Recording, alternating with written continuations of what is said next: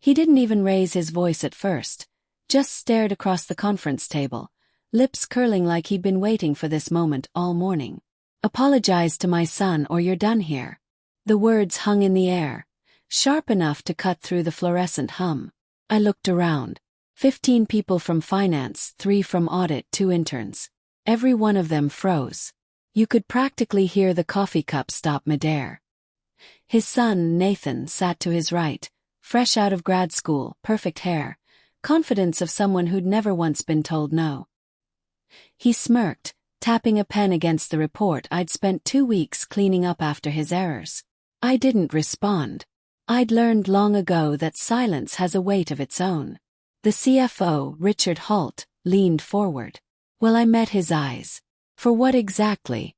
He turned red, the kind of red that comes from ego, not anger. For disrespecting Nathan during yesterday's review, for undermining him in front of his team. I smiled slow and steady. "You mean when I pointed out that your son's streamlined forecast forgot to include payroll tax obligations for Q3? The room stayed silent, but I caught the small flicker in a junior analyst's eyes. The kind that says, "Please stop talking before this gets worse." Richard slammed his hand on the table. "You think you're untouchable because you've been here 12 years. But this department runs on respect, Anna, and you just lost yours." Nathan finally spoke. "Maybe next time keep your comments to yourself. Some of us are trying to modernize this place." "Modernize?" He echoed softly. "That's what you call deleting half of the compliance formulas." He shrugged. "Too complicated. People like simplicity. People like lies, I thought." But I said nothing. Richard leaned back, pretending composure. "You have until 5 to apologize or you can clean out your desk." And that was it. The public verdict in front of the entire floor. No warning, no chance to explain. Just an order to bow to nepotism or leave. I gathered my notes quietly, nodded once and said, "Understood." He mistook that for surrender. They always do. That night I didn't sleep. I didn't cry either. Instead I reread my employment contract, line by line like a bedtime story. 12 years of loyalty condensed into 22 pages of clauses and fine print. And then on page 19, subsection D. In the event of termination without cause, employee retains full rights to all internally developed compliance software and frameworks authored independently. I almost laughed. They'd never noticed it. Back when I first joined, I'd been a contractor hired to stabilize the company's internal audit automation. When they converted me to full-time, they reused the same contract template and never deleted that clause. 12 years later it still stood. By morning my decision was already made. The office was buzzing with whispered pity when I walked in. People glanced up, then quickly looked away, pretending to check emails. Nathan was already in the break room, bragging about how he'd handled the compliance dinosaur. I passed him without a word. At 9:03 a.m., Richard appeared in my doorway. He looked smug, rested. "Hope you learned your lesson," he said. Smiled. I did. I handed him the printed resignation letter. Crisp, folded once. He barely glanced at it before smirking. Maybe next time you'll think twice before embarrassing my son." He turned to leave, but the door hadn't even shut when a voice shouted down the hall. Sir, you did what?" It was Marianne, the company's legal counsel. Her heels clattered like gunfire as she rushed in, waving a folder. "Please tell me you didn't just accept Anna's resignation." Richard blinked. "He quit." "What's the problem?" Marianne's eyes darted between us. "Oh my God," she whispered. "You just voided the proprietary software rights. All of our audit automation tools, her frameworks, those belong to her now." The room went so still I could hear the air conditioning click. Richard's jaw tightened. "That's ridiculous. Everything she built is company property." I raised an eyebrow. "Not according to Section 12D. He froze. I could see him replaying every moment, every word from yesterday, every smirk. Realization was starting to crawl up his spine like cold water. Marianne flipped open the folder, tapping the highlighted section. "She's right. Still active. You never amended her contract." She owns the compliance architecture. Richard stared at me, pale now. You're bluffing. I leaned back in my chair. Then feel free to delete it. Let's see how long the system lasts. He didn't answer. He didn't have to. We both knew. Because the truth is, revenge doesn't always come with shouting or slam doors. Sometimes it begins quietly with a smile, a clause no one ever read, and the kind of calm that makes people nervous. As Marianne kept talking, I picked up my coffee. The same cheap breakroom brew I'd sipped through layoffs, mergers, and budget cuts, and took one slow drink. The taste hadn't changed in 12 years, but everything else had. That morning I walked out of that building for the last time. No tears, no speech, just silence. And a system that was about to remind them exactly who built its bones. They thought I was leaving. I was only getting started. When you leave a company after 12 years, people expect some kind of goodbye. A cake, a speech, maybe a tear or two in the parking lot. I gave them nothing. Just silence and a half smile that lingered longer than it should have. That night I cleaned my home office. 12 years of files, backups, and audit notes neatly archived on an external drive I hadn't touched in years. I wasn't plotting revenge. I was protecting what was mine. The compliance framework I'd built, Sentinel, wasn't just a program. It was a living system. Automated risk mapping, audit trails, and cross-checks that had saved the company from 3 separate fines. Every log still ran through a license I owned. When they made me apologize to their prodigy, they didn't just insult me. They fired their firewall. By Monday, my inbox was flooded. Not from the company.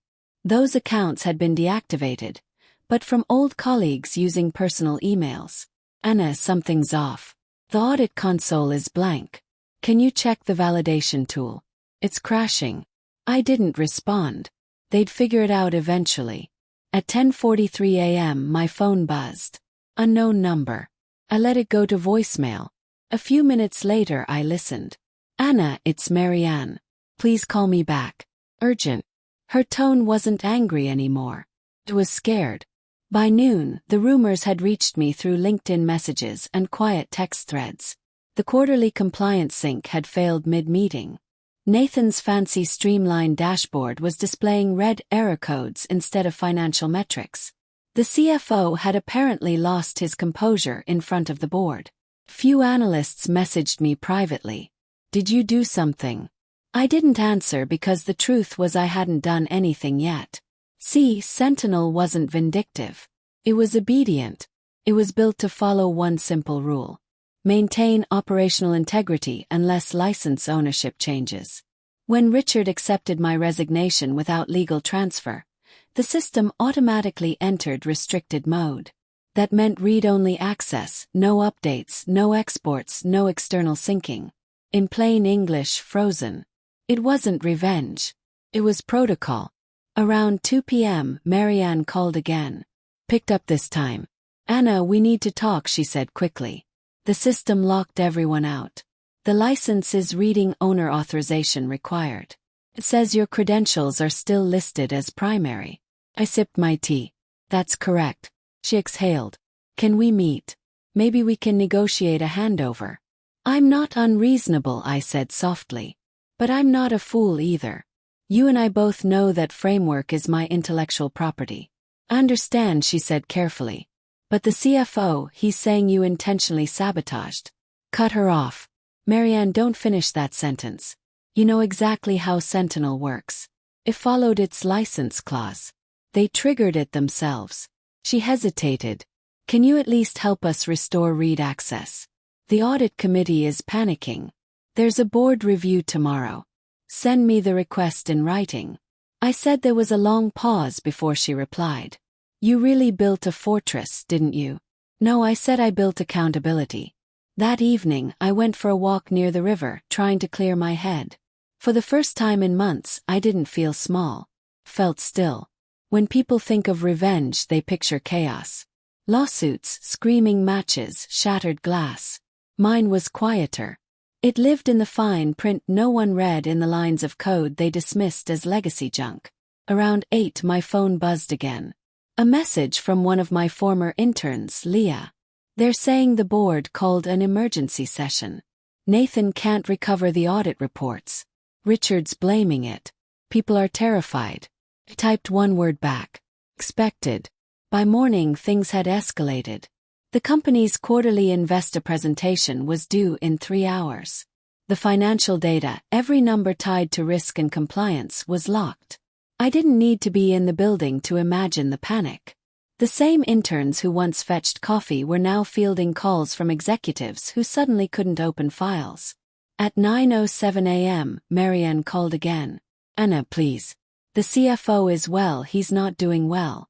The board wants to resolve this. They're asking what it would take to reinstate the license. What it would take, I repeated slowly, is an apology. The same one I was denied. You want Richard to apologize. I want accountability, I said. And I want my consulting rights reinstated under Raven Analytics, LLC. Own it. It's the original contracting entity before I was internalized. Otherwise, Sentinel stays asleep. She didn't argue. I could hear typing in the background. I'll relay that, she said finally. An hour later, social media started whispering. The company's investor call had been postponed due to technical challenges.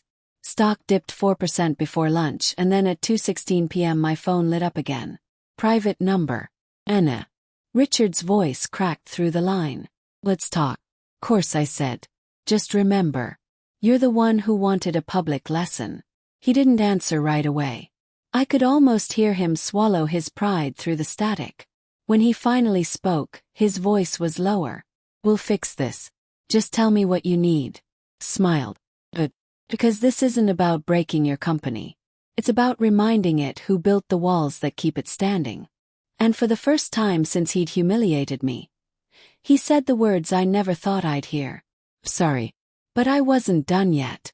Because apologies without change, they're just noise. And I'd spent too many years listening to men like him make noise. The apology came on a Wednesday morning, 30 hours after the company's investor meeting collapsed into silence. Richard called me from his office. His voice steadier than before. Anna, we've reviewed your contract. Legal confirmed the clause. I may have spoken out of turn. May have. I repeated. He sighed. Sorry. All right. Let's just fix this. There it was. The apology. Not because he meant it, but because he had no choice. I'm not against fixing things, I said. But I won't just hand Sentinel back for free. I built that system. It's my work. He exhaled sharply. What do you want?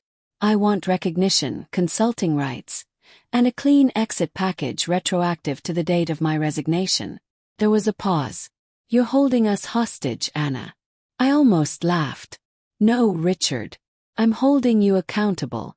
By the next morning, Marianne reached out to schedule a formal discussion. Off the record, she said, the board is furious. They want this resolved quietly before it reaches investors. You still have the only license key. I agreed to meet in person. Neutral ground. A cafe halfway between downtown and the industrial park where the company's office sat like a gray box of glass and ego. When I arrived, Marianne was already there, laptop open, legal documents scattered across the table. She looked tired, worn thin. I'm not here to fight, she started. But you have to understand what you're doing.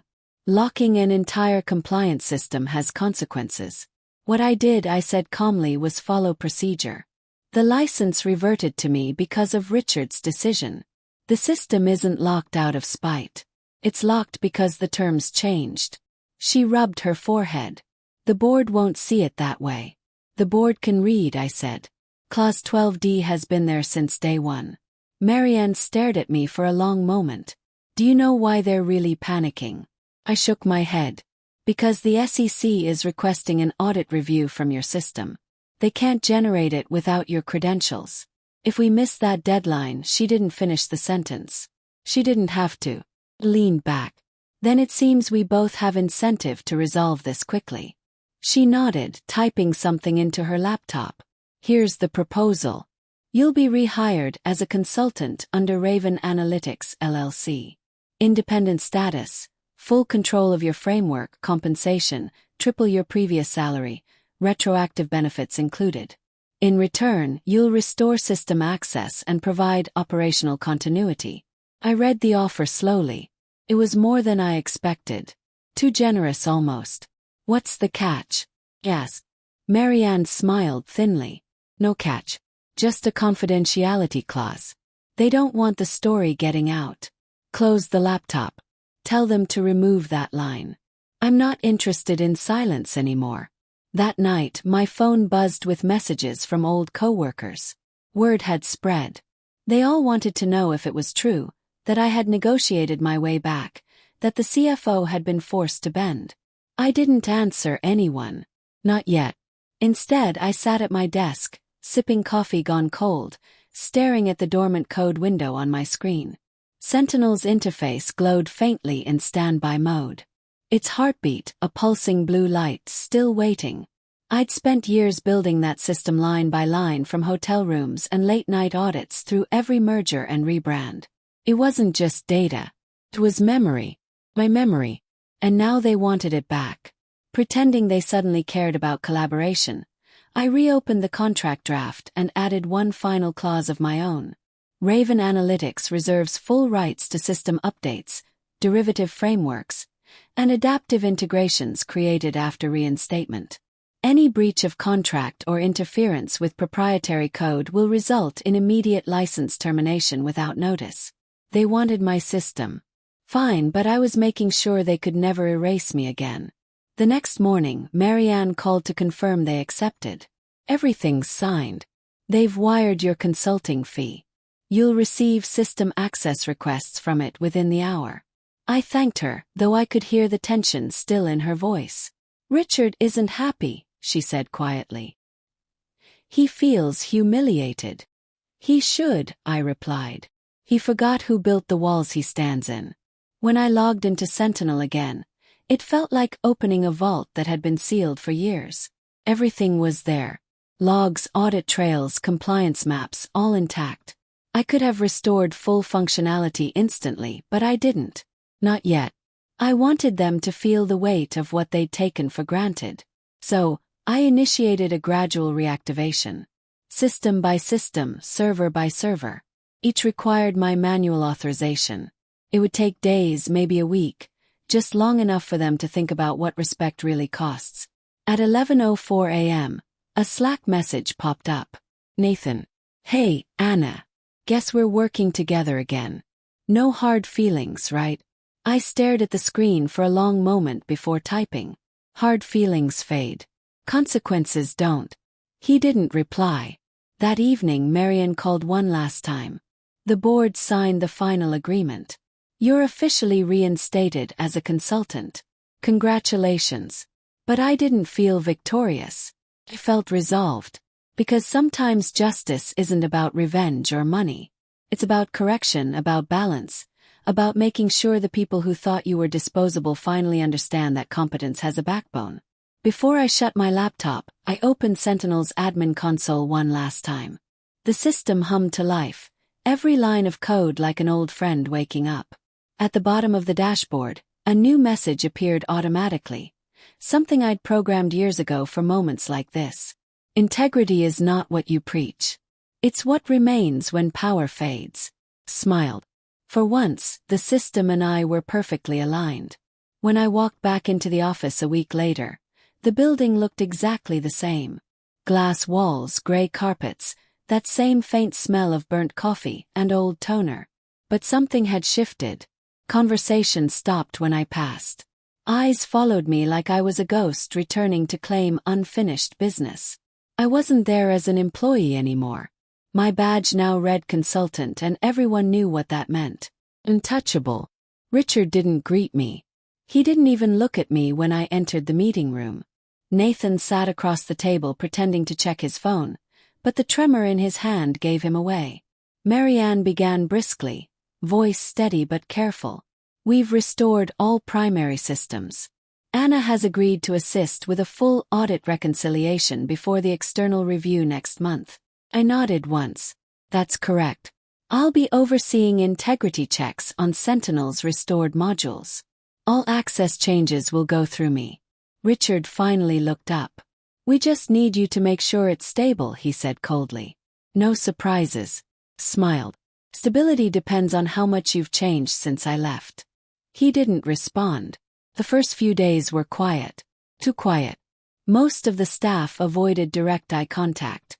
The same people who once laughed with Nathan at my expense now sent overly polite emails filled with thank you and appreciate your help. Guilt has a way of softening even the sharpest tongues. Still, I kept my head down and worked. Every night I stayed late reviewing logs and comparing old entries against the new data. That's when I started noticing something strange. Hidden among the audit records were unexplained edits. Manual overrides entered during the months I was gone. They weren't random. They were deliberate. Transactions flagged as vendor discrepancies had been reclassified as approved exceptions. Dozens of them. First I thought it was sloppiness. But when I cross-checked the vendor IDs, they all traced back to one of Nathan's new efficiency initiatives. Open the change history. Every single override had been done under his admin credentials. I sat back in my chair, pulse slowing. This wasn't incompetence. It was manipulation.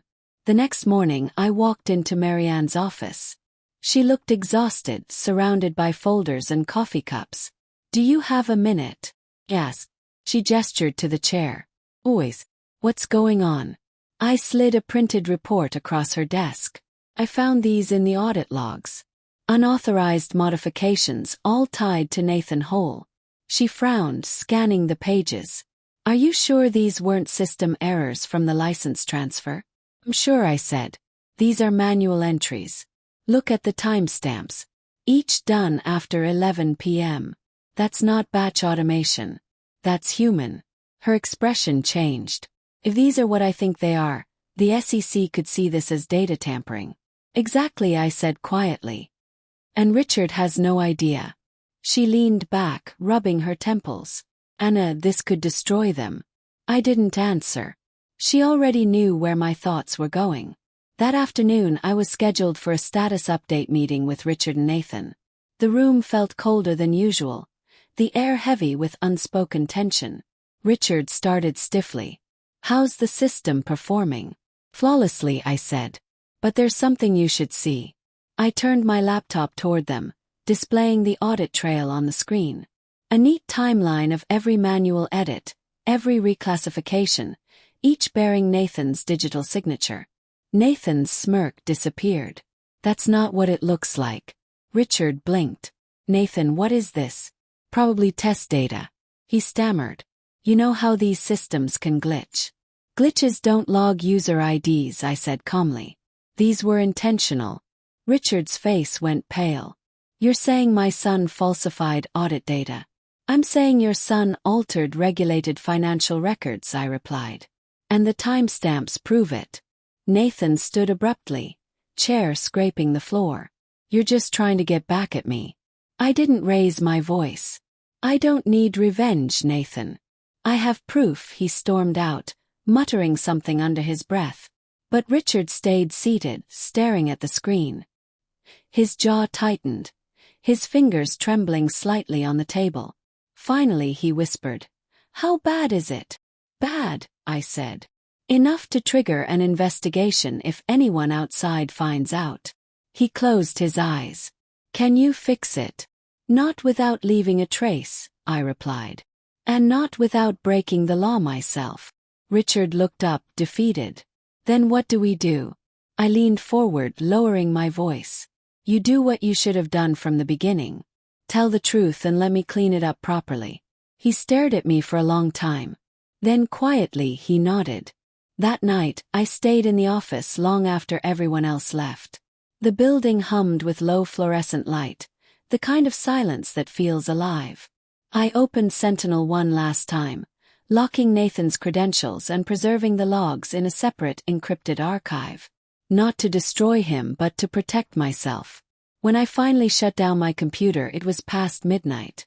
My reflection in the dark screen looked tired but certain. I wasn't the same woman who'd been ordered to apologize.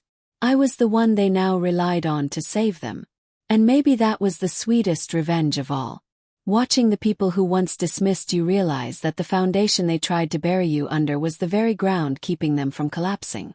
By Monday morning, the whispers had spread beyond the office. Something about data irregularities, late-night edits, vendor concerns. No one said Nathan's name out loud, but everyone knew. Corporate gossip travels faster than Wi-Fi. When I arrived, the receptionist greeted me with a nervous smile. "Morning, Miss Keller. Mr. Holt is in early." Course he was. Panic wakes people up better than coffee. Richard was already in the boardroom pacing. The lines around his eyes looked deeper, the arrogance gone. On the table lay a printed report, my audit report open to the page that exposed Nathan's edits. Marianne sat quietly beside him, legal pad in hand. "Anna," Richard began, voice rough. "Close the door, please." I did. He sank into his chair, exhaling. "The board knows. Someone leaked the audit summary." "Leaked?" Asked carefully. "From where?" He shook his head. "Doesn't matter. What matters is the damage. The SEC wants clarification. I'm meeting with them tomorrow." Marianne glanced up. "They're not threatening sanctions yet, but they're watching closely. If they find intent, they will," I interrupted softly. "The logs don't lie." Richard rubbed his face with both hands.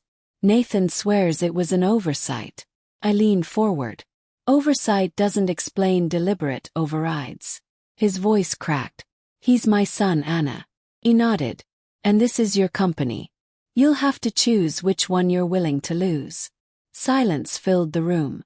That afternoon, Nathan showed up at my office door, pale and defiant. "You think you've won, don't you?" I didn't look up from my screen. "There's nothing to win. I'm just doing my job." "You could have deleted those logs," he snapped. "You didn't have to show them." I finally met his eyes. "You're right. I didn't have to. But I also didn't have to cover your mistakes." He laughed bitterly. "You think my dad will choose you over me?" "Think," I said slowly. "He's realizing what happens when you build a legacy on shortcuts."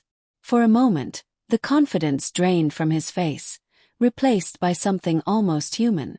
Fear. Then he turned and walked out, slamming the door behind him. I didn't follow. The next day, the board convened an emergency meeting.